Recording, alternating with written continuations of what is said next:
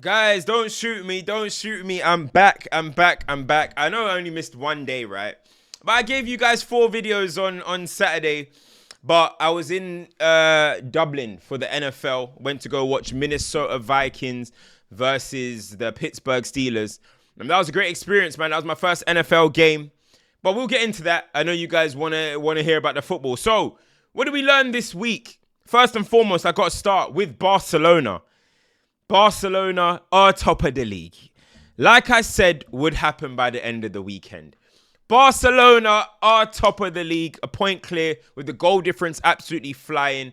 I just had to catch up with majority of the game. I watched the extended highlights. I didn't get to catch the whole game. But firstly, what I noticed is that goalkeeper for Real Sociedad, what did he put in his breakfast in the morning? Because he had an absolute stormer. This guy was saving things left, right, and center. The save that he made from Olmo, the save that he made from Rashford. I'm like, yo. And then there was another one that he made, an incredible save. I think might have been from Pedri. What a game that he had. I was thinking, this guy is really determined not to let Barcelona win today. He's determined to get signed like Joan Garcia. Honestly. But firstly, guys, when are Barcelona going to stop conceding first? When is this going to stop? Now, I know, this is the flick experience. But guys, it needs to stop. It's not an intentional thing. Barcelona do not go out there and say, you know what we're going to do today, people?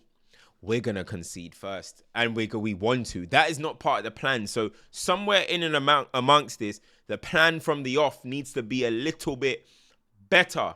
And yes, opportunities were had before they went and scored, which I think was a bit sloppy defending. But they went and scored. Good finish. Good, obviously, it was only a cross and slide into the box, but it was good instinctive play by, what's his name? Odriozola, right? However, that does need to stop. And now I know the firepower of Barcelona is too much. They're going to come back into the game. We got man like Loa there. You got YAMAL that came on. You got Rashford. You've got everything. But one person that, from what I saw from the extended highlights, was Frankie de Jong. Goodness me, that was a passing exhibition. He was clipping the ball here. He was flicking it on for Rashford here. He was clipping the ball there, passing it. But I was like, wow. He looked like he dominated the game yesterday. And he's just growing and growing and growing into such a key player for Barcelona. And it's absolutely crazy. Guys, what made him wake up and say, do you know what? I need to save my career is when he got linked to Man United. As soon as he saw he's got linked to Man United, he said, nah, my career ain't going that way. Remember when Di Maria said it's painful to know you work so hard and then you get linked to Tottenham Hotspur? Dembele and Frankie de Jong started becoming the best players in the world after being linked to Man United. As soon as Man United links came, they said, you know what, we're locking in. And that's a damn shame, right? That's a damn shame. But 75% possession, total domination. The chances created was so many. There was so many. Koundé getting a good goal. Rashford another assist. We're waiting for that league goal though, man. We need that league goal to come through for Marcus Rashford. You know what I mean? But right now, he's contributing. Do you know what? I personally think he's playing better than he was at Man United. Not every performance is a vintage performance, but it's clear in this team, they're saying, you be the one to take on the man. You be the one to just dribble, penetrate. And that is what he's doing. Every time Rashford gets the ball, he's so direct. At Man United, he started thinking a little bit like, started playmaking a bit more and, you know, started crossfield passes and getting on the... But this one, he getting the ball, he's just directly running. And you know when Rashford starts running, it opens up for cutbacks. And all of a sudden, possession can either be recycled or a shot on the edge of the box or a clip into the box. It's opening up a lot more and he's starting to understand his role. And you can feel the team respect him. You know what I mean? You got to earn your respect at football clubs like this. You don't just get given it. You got to earn your respect. And he's earned that respect. He's earning that respect. And again, goal contribution again. But we want them goals. But I think because this man is back, Lamine Yamal. Because Lamine Yamal is back, I believe Rashford is going to start scoring. Because the gravity that Lamine Yamal is, it goes without saying. This guy gets on the ball a minute into the game, gets down the line, clip into the box. Thank you very much. Lower, what is that? 700 and Is it 700 goals? 700th goal. Thank you very much. I'm out of here. Lovely, just down the line. Good to see that his pubic area is working still well. You know what I mean? The hips. Because, that pelvis, I don't know. I'm not going to go into the allegations. But it's good to see it's still fluid. Good to see it's still fluid. You know what I'm saying? Didn't affect him anyway. Right foot crossing to the box. And Loa puts the ball in the back of the net. So, guys, Barcelona top of the league. Real Madrid absolutely destroyed. Got destroyed. And it's now advantage to Barcelona. I think both teams will probably go. Let me look at the fixtures. But I think both teams will probably go 100% in the league, in my opinion, until they face each other on the 26th of September. Now, Sevilla away. Sevilla are not having a great season, but they're still in and amongst it. They're 9th place at the moment. If they were to win their game, they can go into the top 4 type thing. So they're there or thereabouts. Away to Sevilla will not be easy for Barcelona, right? Home to Girona on my birthday. To put that in your calendars, 18th of October. Home to Girona, and then obviously the Real Madrid game. I think Barcelona are going to start resting players for the Olympiacos game at home in the Champions League because, away at the Bernabeu, you got to be locked in. So I don't expect to see the big hitters for that fixture. But this week, it's PSG. Without Rafinha, without Garcia. I don't know where Balde is at the moment. But PSG also have injuries as well. So this is a blockbuster game. I will be doing a watch-along for that one, people. So make sure you guys are there for that one. Wednesday, 8 p.m. We will be there to watch Barcelona v PSG. I'm excited about that game. That should have been the Champions League final, people. That was the Champions League final. PSG v Barcelona. We end up getting Inter, and we know what they went and did. You know what I mean? So let's see what can happen. Could this be the Champions League final come May? Could it? We will see, man. I'm looking forward to it. But good to see YAMAL back. Honestly, guys, I know I said no YAMAL, no problem. But hey, YAMAL back is a beautiful problem. Beautiful problem. Absolutely beautiful. Loa, though. How did he not score that final chance? Ferran Torres, lovely little setback. He should have buried it. Barcelona should have won this game about 5-1. Should have been about 5-1. So, comfortable victory. Top of the league. Top of the league. Unbeaten as well. Let them talk, man. Conceded the least. Despite not being defensively solid. Scored the most. The proof's in the puds, right? The proof's in the puds. Now, another massive result was Arsenal v Newcastle. Now, Newcastle started the game pretty poorly. In fact, Arsenal absolutely dominated the first half. When you think about it, right? Arsenal dominated the first half. And even when Arsenal went a goal down, the fans were buzzing about the performance. They felt like it was a good performance. And actually one of Arsenal's better performances of the season. In terms of the first half. It's a lineup that everybody wanted to see. Maybe Saliba was in the team, obviously getting back from injury. And who else was missing? Only really Saliba. Depends where you sit on the Odegaard, conversation. But Eze was in his favourite role. Zubimendi played. Rice played. That's 2 new signings in there with a Declan Rice in there. And Trossard started, which maybe people, weren't absolutely buzzing about that. But listen, it was a good performance in the first half to start with. There is starting to be some concerns for people around Bukayo Saka. Now, look, I'm going to give Saka a few more weeks, see how he gets up to speed. But here's the case, I look at it and it's very similar to the Marcus Rashford situation. A player that basically broke his body for the football club. So all Arsenal fans need to do right now is stick with the guy. You know what I mean? He's working his way back up to fitness. I don't know what you guys think this is, but you don't just get back to 100% immediately. You know what I'm trying to say? So he's got to work himself up in terms of the type of player he is. He's going to need to be shifty. He's going to need to be agile. And right now, maybe it's not there as much, but it's got to grow. You guys need to stick with him. Same way Marcus Rashford broke his back for Oli. Then everyone turned and it was going bad. But you've got to stick with him. Now, is the case of Saka something that should be a case study? Absolutely. Overplaying a player, playing him through injury barriers, playing on the fact that he's a Haaland boy or the academy boy. This affects things. It happened. We've seen it with many, many cases, right? I'm not going to go and say all the names. But you can be a great teenager and end your career by 27, 28, right? So we hope that doesn't happen to Bukayo Saka. But, I'm starting to see a few people online, are saying stuff. We need to have a conversation about Saka. Let him bubble up. He at least deserves that. He at least deserves with the credit that he's used. Sometimes you got to build credit. So when it's time for a rainy day, you know what I mean? When it's time for a rainy day, you need to dip into it. You can. Bukayo Saka is dipping into that now. You guys got to give him that time.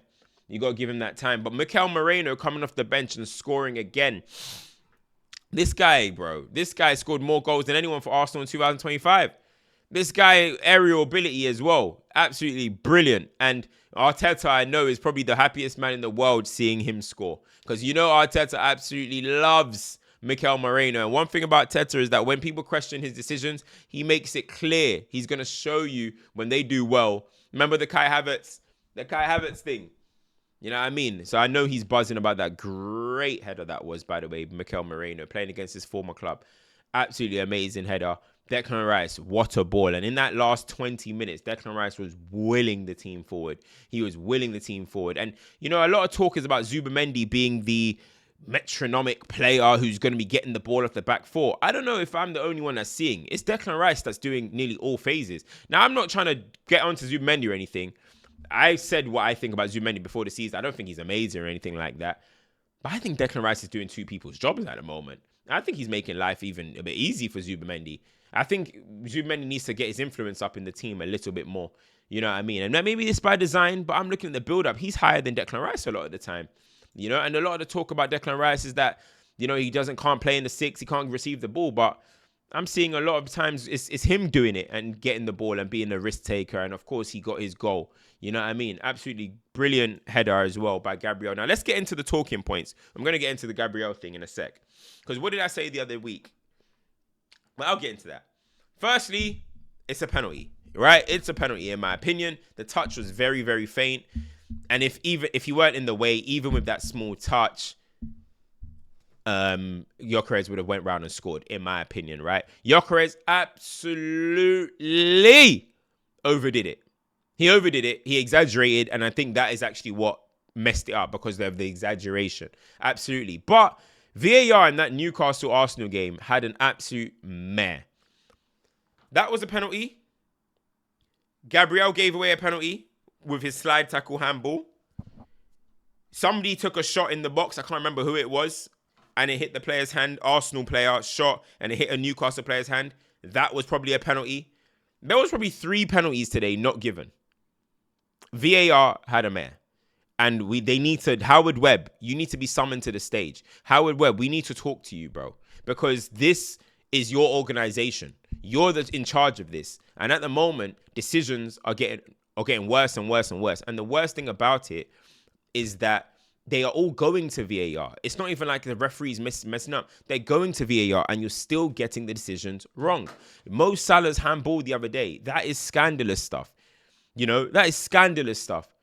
And in the 3 missed in the Newcastle-Arsenal game, it's crazy. Who is in charge of this? Who is behind these in Stockley Park? It's embarrassing. It's genuinely embarrassing. And maybe we need to start getting to the point where they are going to have to be mic'd up and explain their decision so we can hear everything. Because when you just come to a conclusive decision and you say, oh, no penalty, I need to hear them say, guys, yeah, Bob, check that one. Looks like his hand is up, but not going to give the penalty for this. That's what we need to do because referees are getting thrown on the bus at this point as well. You know what I mean? But Arsenal getting that late win, incredible. Now, Gabriel for the first goal. Voltmada, right? Voltmada, for me,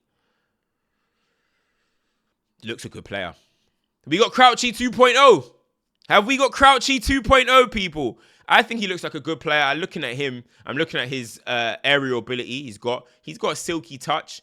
You know what I mean? I like him. Newcastle have one in him. Newcastle have one in him. I think he can go on to have a good season, and I think he's going to contribute. Where is the other question is though? Where is Johan Wissa? Where is Johan Wissa? Is he going to play at any point or anything like that? I don't know what's going on there, but Voltmada, I like him. He looks a good player. But overall, I think Arsenal deserved to win that. You look at the Newcastle game when they played Liverpool, and it was a man down and still pressured Liverpool. Arsenal, for me, were the better team by far. They controlled the game. And in the end, Gabriel with a big late winner. What was I saying the other day, people? One of my favorite things in football is a clutch centre-back header. And Gabriel is just building a list and list and list of them, man. This guy, I think 16 goals for Arsenal in the Premier League. I believe it is, or something like that. This guy offensively. Now, I don't know what he was doing, looking for a free kick in the Newcastle one. That was just silliness.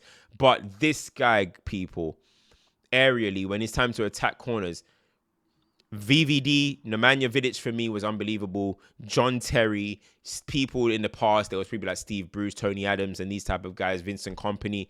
But he's in that category. So Campbell, he's in that category of guys that just, Gary Cahill, these guys just, Maguire, even these guys can attack a corner. You know what I mean? They can attack a set piece. And I love that. I love that attribute about him. I absolutely love it. So congrats to Arsenal. That's an absolutely big win. And listen, Liverpool's fixtures coming up are tough. And Arsenal are only 2 points behind now. You look at the complete, Arsenal as a squad, very complete. Can they go on and be the team to take the ascendancy here? I'm looking at Arsenal's fixtures, and yeah, guys, you might say I'm putting pressure on Arsenal, but I'm looking at Arsenal's next 5 fixtures: West Ham, Fulham, Palace, Burnley, Sunderland. That could be 5 wins. West Ham for me is a win. I know West Ham try and be bookie at the Emirates, but I think that's a win. Fulham away, tough. I fancy Arsenal. Palace at home, that'll be tough. Burnley away, I fancy Arsenal. Sunderland away, as good as Sunderland are, I fancy Arsenal. So I'm looking at Arsenal to win at least 4 of the 5. Liverpool's games are tough. Liverpool have tough ones. So this is the time for Arsenal to take ascendancy. Honestly, guys, it really is. Now moving on. Before I touch on the other leagues, the foreign leagues, even though I just touched on La Liga, Haaland getting 2 more goals. I'm trying to see who is the top goal scorers in the Premier League at the moment, people. Top scorers. Premier League top scorers. This season, the top Haaland has 8. So we're getting another year, people, where Haaland is going to run away with it. He is going to run away with it. This is going to be his third golden boot. I believe. He's running away with it, man. He's running. He's gone. 8. And who's nearest? Well, where's his compares who you would think? Salah, right? 2 goals, yeah. Salah has 2 goals in the 6 games. Ekitike has 3. Haaland's gone. By the end of next week, he'll probably have 10. He'll probably have 10 Premier League goals in like 7 games. But yeah, Man City 5-1. Don't need to get into that too much. Easy win in the end against Burnley. But guys, listen. There's something that's going on right now in football. There's a remontada being taken place. And that is by AC Milan. AC Milan beat Napoli yesterday 2-1. Kevin De Bruyne scored a penalty. He also got taken off and he was absolutely steaming. Luka Modric, timeless. Timeless football player, right? We know this. Absolutely timeless. And now 2 managers that I think are 2 of the elite managers of the last 15 years. Allegri and Conte. And you know what's funny to see is that obviously Milan got a red card, so that affected things, right, with Estepinian. But Napoli dominated possession. 64% possession, 19 shots, 7 on target. Right? They dominated possession, but Luka Modric was balling. For me, balling, looked like the best player in the midfield, best midfielder on the park, 40 years old. It doesn't matter. That guy is timeless, absolute baller. But do you know what I want to talk about? What I want to talk about is what I said just a second ago. The 2 of the 5th of for me, a selective group of elite managers in the last 15 years. I look at Conte, Simeone, Ancelotti, and I look at Allegri quickly. Right? Those 4 managers, highly criticized managers for the way they play, the way they are, and everybody always wants them gone for a hipster, etc. These 4 are successful. Is the lens of the modern fan maybe skewed? Because these are successful managers, people. These are the successful managers of the last 15 years. If you're looking from like 2010 onwards. And then you look at, obviously, there's Pep and Klopp. I feel like those 2 are unanimously seen as like, everybody loved them. Everybody knows they're great. No qualms about them. But then you get that 4 who are serial winners. And to be fair, Luis Enrique was in there as well, who had won, but I wouldn't have called him a serial winner at that point. But those type of managers are getting chased out of the game But they're the ones that win, man. Napoli just won the league last year. Now, Milan are top of the table. 5 wins off 5. 5 wins from 5. Well, they've won their last 5 games. 4 wins in the league, 1 loss. Top of the table. Milan, they sacked their managers twice. 2 times in a year. But by the way, United can't sack because you got to restart the system again. You got to restart the project. Anyway, they sacked them and they're top of the league after 5 games. But you look at the Allegris, you look at the Contes, Simeones, and the Ancelottis, they're always the ones that are criticized, man. Heavily criticized players. But they're the ones that be winning shit. They're the ones that be winning shit, bruh. So anyway, Christian Pulisic flying at the moment. Absolutely flying. But you know what about the Serie A? I love. Yes, the Serie A is not necessarily the most glamorous league. But look at the table. Milan 12, Napoli 12, Roma 12, Juventus 11, Inter 9, Atalanta 9. It's so close. It's so close. It's lovely. Honestly, it's lovely to see. It's lovely to see. You know what I mean? That type of competitiveness. Now, the quality is not the highest, but the competitive nature of the Serie A is beautiful. But guys, I just want to say thank you so much for 50K. 50,000 subscribers. Thank you so much. Honestly, from the bottom of my heart, I really appreciate it. You guys are making a random Donny from the ends, yeah. Get 50,000 subs. Like, it's unbelievable. And now we keep going, man. We keep going. We don't stop here. You guys know I'm not going to stop. You guys were always telling me be consistent and we'll get there. And you guys did not let me down. You know what I'm trying to say? So, going to keep going. Keep pushing out these videos. Keep doing some watch along. Keep doing the reactions. We're going to be here, people, guys. And people. Like, share, subscribe, turn notifications on. I'm going to do either a 50. I'll drop it in the comments. Either a 50K, and I'll do a post as well. A 50K responding to your hot takes or 50K Q&A. I would drop a comment. I'll drop it in there and I'll drop it on my community. And you guys can make the decision. Massively, massively appreciate it from the bottom of my heart. It's your boy, CultureCams. This is just some of the things that we learned and some of the things that I saw from this weekend. And let me know if there's anything that you guys learned. I'm going to be doing these Monday roundups every single week. So let me know, man. Guys, it's your boy, CultureCams. I'm out. Peace.